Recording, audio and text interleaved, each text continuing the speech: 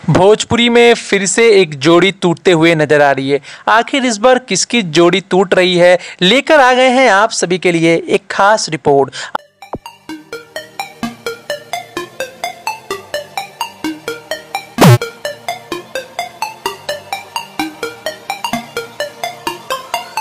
आप देख रहे हैं बबुआ जी देखने वाले भोजपुरी के सारे व्यूअर्स को दिल से स्वागत है।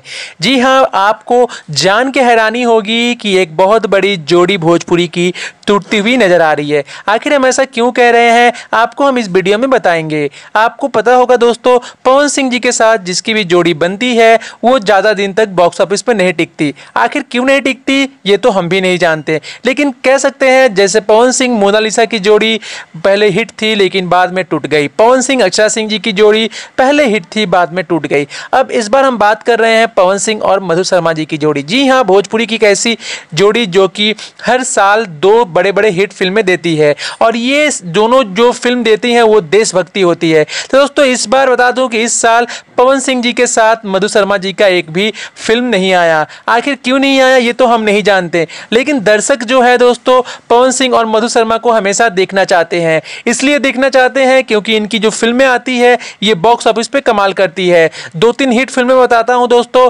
आपको याद होगा माँ तुझे सलाम जो कि सुपर डुपर हिट हुई थी। इस टाइप की फिल्म बनाते हैं पवन सिंह और मधु शर्मा।